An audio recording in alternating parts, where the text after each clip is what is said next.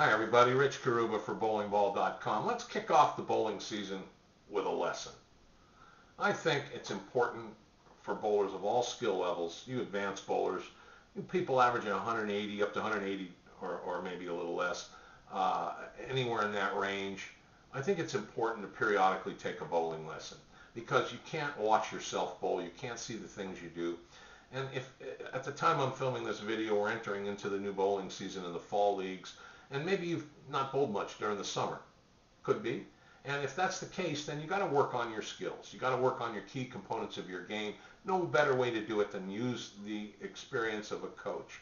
And maybe just by hiring a coach for one session could do you a lot, because you can develop an organized outline of how to practice, and the coach can remind you and spot you and work with you on the key elements in that outline. So when you go practice after the lesson is completed, you have a system to practice. You can practice with purpose. So we recommend you take a couple minutes to interview coaches if you don't have one.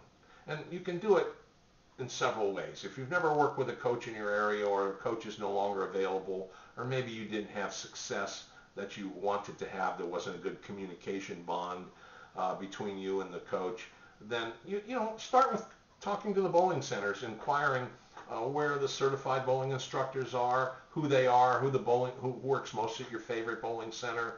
You might want to talk to the pro shop operator. Sometimes they're experienced enough and very good coaches. They can help you. Or maybe even a local bowling professional. Read the bowling periodicals, local bowling papers if you have them in your area, or even go on the internet. We've got a coaching locator service here at bowlingball.com that you can maybe help lead you toward finding the right coach. Call them up, interview them, or go meet with them and talk to them and ask them their strategy, what they're going to do and how they're going to work with you. And if you feel a good rapport, like talking to a new doctor, some doctors you just don't feel comfortable with, even though they're all educated people and they're supposed to be able to help you. Same with bowling coaches. So be a little bit, you're spending the money, so you can be selective. Now, you don't always have to take one lesson. You might want to take a group session, bring your whole team down, so your whole team can get coaching and maybe save some money if you can find that right coach. So that's something that can be useful to you as well. And when you're in a competitive session and you start bowling, for example, you get the first 6 strikes in a row and you're really excited because that maybe doesn't happen as frequently as you would like it to.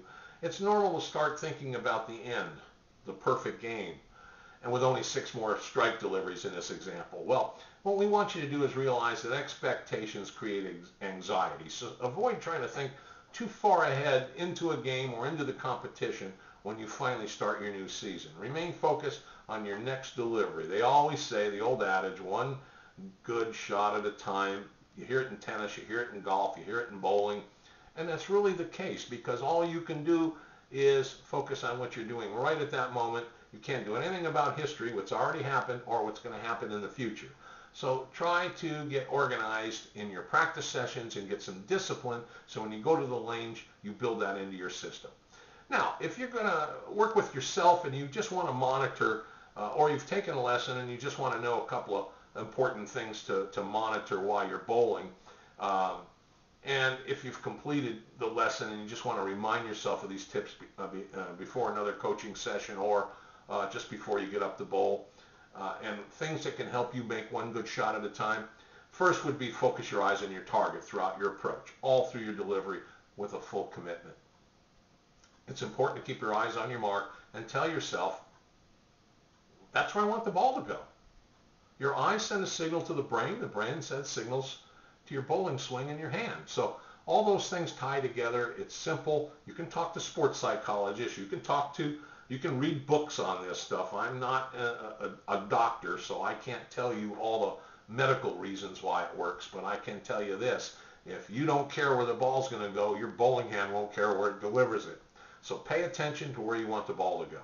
Number 2, maintain an athletic posture and good balance during your approach. And that works right from your setup and through all your footwork, your steps, your swing, your slide, your release, your finish position. You want good balance all the way through so you can make consistent deliveries.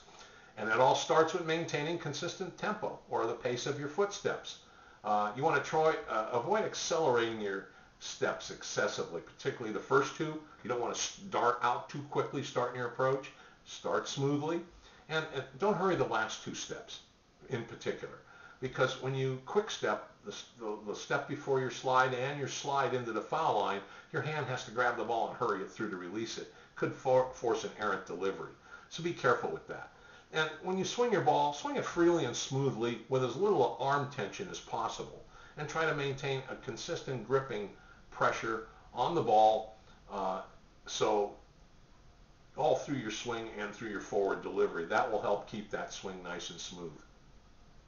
And finally, hold your form at the foul line until your ball passes your target. It only takes a split second, but balance during and after the critical release of the bowling ball will help you.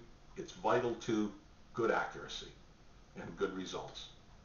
So get out and practice to help you kick off the new bowling season. Thank you.